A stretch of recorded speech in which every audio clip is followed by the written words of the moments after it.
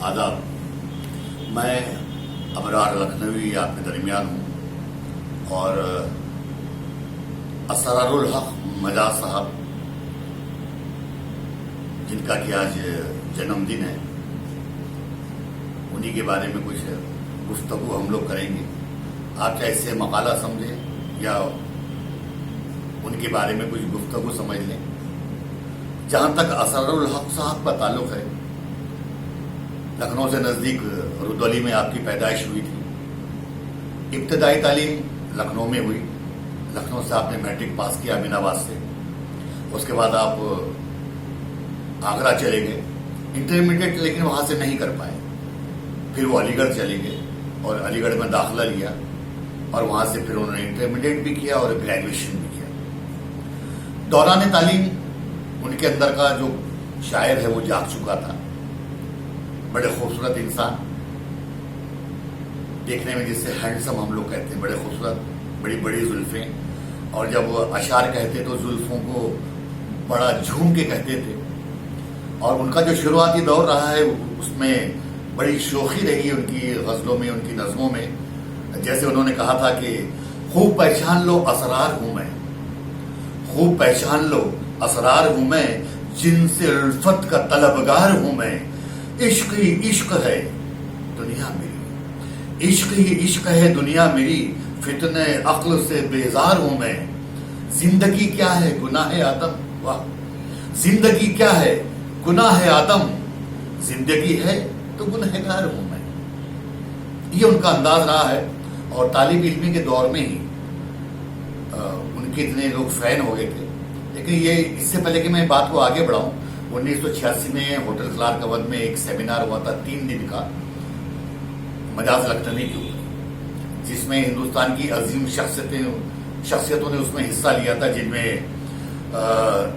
Doctor Rahi Masoom रजा साहब, अली सरदार जाफरी साहब, कैफी आजमी साहब, और मशहूर मुसन्निफ रामलाल साहब, मलिक ज़ादा मंजूर साहब, अतहर नबी साहब जो कि उसके कंडक्ट भी कर रहे थे प्रोग्राम को, शमसुर रहमान फारूकी साहब जो कि सदर पोस्ट मास्टर थे, काजी अहमद रजा साहब जो कि मिनिस्ट्री ऑफ फाइनेंस में सेक्रेटरी थे, बाद में अजमेर दरगाह के नाजिम हुए। 3 दिन की बहस में मजाज के हर पहलू पे मुबाहिसे हुए, जिसमें वतन परस्ती भी था, रंगे तगज़ुल भी था, इनकलाबी अंदाज उनका और तरक्की पसंदी अंदाज, सब पर बहस हुई। तो आखिरी सेशन में मुत्तफ़िक़ा तौर पर शमसुर रहमान फारूकी साहब ने और डॉक्टर राही मासूम रजा साहब ने मिलकर ये बात कही थी कि किसी फनकार के बारे में हम जब वो सेमिनार करें या उसके बारे में बताएं तो उसकी पर्सनल जिंदगी डिस्कस नहीं होनी चाहिए, उसकी कमियां डिस्कस नहीं होनी चाहिए, उसकी जिंदगी में क्या नाकामियां हैं वो डिस्कस नहीं होनी चाहिए। सिर्फ और सिर्फ कलाम पर ही बहस होनी चाहिए। और साथ ही साथ ये कहा था कि दुनिया के जो मशहूर राइटर्स रहे हैं, जिनमें कील हैं, शेले हैं, विलियम वर्ड्स वॉक्स हैं, साथ ही साथ विलियम लॉन्ग फेलो हैं, केजी गार्डनर हैं, जब इनकी बात दुनिया करती है तो सिर्फ इनके आर्ट की बात करती है, इनकी पर्सनल लाइफ की नहीं। क्योंकि पर्सनल लाइफ की कमियां अगर आप उसमें इन्वॉल्व करते हैं तो उस कलाकार को आप बैसाखी पे खड़ा कर देते हो, ये कतई मुनासिब नहीं है, बल्कि सिर्फ उसकी कला के बल पे खड़ा करना चाहिए। यही वजह है कि आज मैं उनकी कमियों पर नहीं, उनकी मैनोशी पे नहीं, सिर्फ उनके कलाम पर बात करूंगा। तो जहां तक मजाज की शायरी का ताल्लुक है, उसे हम 2 हिस्सों में बांट सकते हैं, कि शुरुआती दौर और उसके बाद में एक वो दौर जिसमें इनकलाब भी उनकी जिंदगी में आ गया और इनकलाबियत को भी मलूज रखते हुए उनकी शायरी की शौकी बरकरार रही। जब वो अलीगढ़ में पढ़ रहे थे तो अब्दुल्ला हॉस्टल जो कि लड़कियों का हॉस्टल है, लड़कियों के हॉस्टल में इनके चाहने वाले इतने ज्यादा थे, लोग इस कदर इनको चाहते थे कि लड़कियां कहते हैं कि अपने सराहने इनकी नज्म रख के सोती थी, गजल रख के सोती थी। लॉटरी निकलती थी कि आज मजाज साहब को कौन अपने यहाँ बुलाएगा कलाम सुनने के लिए। साथ ही साथ कुछ लड़कियों ने, यहां तक ये आलम था कि कुछ लड़कियों ने अपने बच्चों के नाम मजाज रख लिए थे। यही वजह है कि उनके जो हम अज़र शोरा रहे, उनके साथ जो रहे, जिनमें अहमद फराज साहब हैं, फैज़ अहमद फैज़ हैं, मखदूम मोहिउद्दीन और साथ ही साथ साहिर लुधियानवी। तो अहमद फराज ने मजाज के लिए कहा था, अब और चाहिए कितनी मोहब्बत मजाज, اب اور چاہیے. کتنی محبت مجاز ماؤں نے تیرے نام پہ بچوں کے نام رکھ دیے، اور یہ وہ مائیں تھیں جن کی بھی شادی نہیں. کہنے کا مطلب لوگوں کا آپ سے محبت کرنا اور آپ کا کسی سے محبت کرنا، یہ دو علیحدہ چیزیں، دو الگ چیزیں ہیں. اس کو میں خود کچھ نہیں کہوں گا، بلکہ مجاز صاحب نے جو خود اپنے کلام میں کہا ہے وہ آپ کے درمیان پیش کرتا ہوں. مجاز صاحب نے کہا تھا وہ مجھ کو چاہتی ہے، وہ مجھ کو چاہتی ہے اور مجھ تک آ نہیں سکتی، میں اس کو پوجتا ہوں اور اس کو پا نہیں سکتا. جہاں تک انقلاب کا تعلق ہے، ترقی پسندی شاعری کا تعلق ہے، اگر اس کی بات کریں تو رنگ تغزل میں بھی وطن پرستی اور شوخی دونوں کی آمیزش ان کی شاعری میں رہی ہے. حجاب فتنہ پرور، حجاب فتنہ پرور اب اٹھا لیتی تو اچھا تھا، حجاب فتنہ پرور اب اٹھا لیتی تو اچھا تھا، خود اپنے حسن سے پردہ اٹھا لیتی تو اچھا تھا.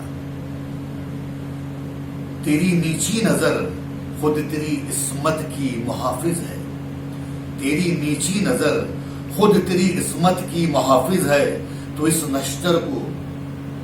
نشتر کی تیزی آزما لیتی تو اچھا تھا، تو اس نشتر کی تیزی آزما لیتی تو اچھا تھا. تیرے ماتھے پہ ٹیکا مرد کی قسمت کا تارا ہے، تیرے ماتھے پہ ٹیکا مرد کی قسمت کا تارا ہے، اگر تو ساز بیداری اٹھا لیتی تو اچھا تھا. تیرے ماتھے پہ آنچل بہت ہی خوب ہے، تیرے ماتھے پہ یہ آنچل بہت ہی خوب ہے، لیکن تو اس آنچل سے ایک پرچم بنا لیتی تو اچھا تھا. یہ انداز تھا. ان تمام خوبیوں کے ساتھ ساتھ آپ حاضر جواب بھی بہت زیادہ تھے. ایک بار ایک صاحب نے آپ سے کہا، جیسے کہ بظاہر ہے کہ ان کو کچھ چیزوں کا شوق بھی تھا، تو انہوں نے کہا کہ دیکھیے جناب، میں گھڑی رکھ کر شراب پیتا ہوں اور 15 سے 20 منٹ میں ایک پہ ختم کرتا ہوں.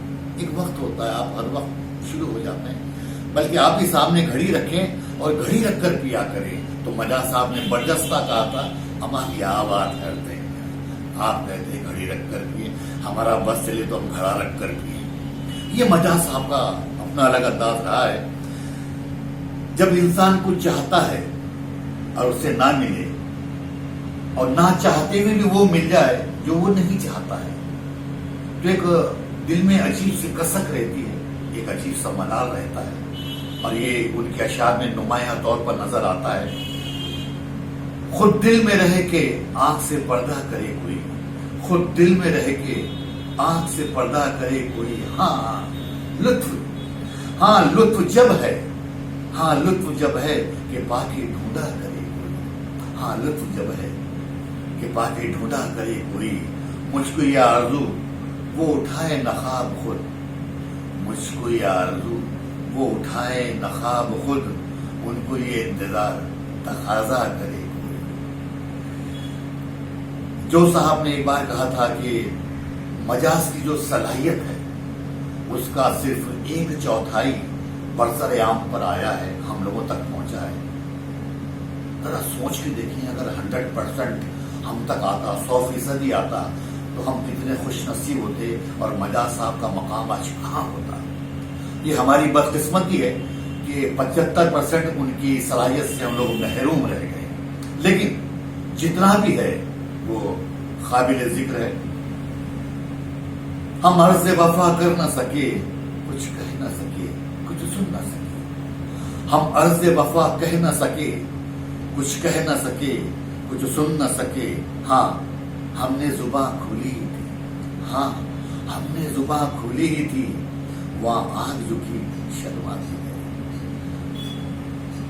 یہ جو محبت کو پیش کرنے کا انداز ہے، یقیناً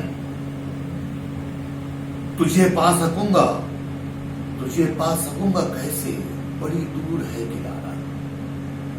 تجھے پا سکوں گا کیسے، بڑی دور ہے کنارہ. میری زندگی ایک آنسو، تیری زندگی ستارہ.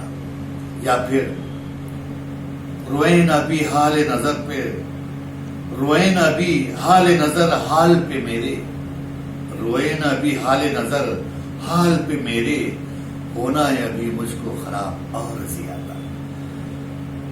جیسے کہ میں کہہ رہا تھا کہ مجاز صاحب کے ہم اثروں میں فیض احمد فیض صاحب، جن کے نظم مجھ سے پہلے سے محبت میرے محبوب نہ مانگ، سہیل لدھیانوی کی نظم تھی تاج محل، یہ بھی بہت مقبول ہوئی تھی۔ لیکن جو مقام آوارہ کو حاصل ہے، جو کہ مجاز صاحب کی لکھی ہوئی تھی، وہ مقام ابھی تک کسی کو نہیں ملا۔ وہ نظم یقیناً اس وقت بہت مقبول ہوئی تھی۔ ویسے تو یہ نظم کافی طویل ہے، لیکن اس کے کچھ بند آپ کے درمیان پیش کر رہا ہوں۔ شہر کی رات اور میں ناشاد و ناکارہ پھروں، شہر کی رات اور میں ناشاد و ناکارہ پھروں، جگمگاتی جاگتی سڑکوں پہ آوارہ پھروں، غیر کی بستی ہے کب تک در بدر مارا پھروں، اے غم دل کیا کروں، اے وحشت دل کیا کروں، جی میں آتا ہے کہ مردہ چاند ستارے نوچ لوں، جی میں آتا ہے کہ مردہ چاند ستارے نوچ لوں، اس کنارے نوچ لوں اس کنارے نوچ لوں، ایک دو کا ذکر کیا سارے کے سارے نوچ لوں، اے غم دل کیا کروں، اے وحشت دل کیا کروں۔ مجاز صاحب خدا سے بہت مختصر زندگی لے کر آئے تھے، اور اس مختصر زندگی میں بھی کئی بار اپنے اشعار میں انہوں نے موت کا تذکرہ کیا ہے، موت کو یاد کیا ہے، اس کا ذکر کیا ہے۔ انہوں نے کہا تھا کہ آزادی کے بعد میں شادی کر لوں گا، اور آزادی ملی لیکن ویسی نہیں تھی جیسی کہ مجاز چاہتے تھے۔ ہندوستان دو ٹکڑوں میں بٹ چکا تھا، ان کے اپنے یہاں سے وہاں جا چکے تھے، بہت سے غیر وہاں سے یہاں آ چکے تھے، مار کاٹ مچی ہوئی تھی۔ یہ بات ان کے دل میں گھر کر گئی، اور ان صدموں کو انہوں نے اپنے اشعار میں بھی بیان کیا، اور اس کو زیادہ دنوں تک وہ برداشت نہیں کر پائے، اور 1955 میں 1955 میں وہ اس دنیا فانی کو چھوڑ کر چلے گئے۔ اور جو بات انہوں نے کہی تھی اپنے شعر کے ذریعے، زندگی ساز دے رہی ہے مجھے، زندگی ساز دے رہی ہے مجھے، سحر و اعجاز دے رہی ہے مجھے، بہت دور آسمانوں سے، بہت دور آسمانوں سے موت آواز دے رہی ہے مجھے۔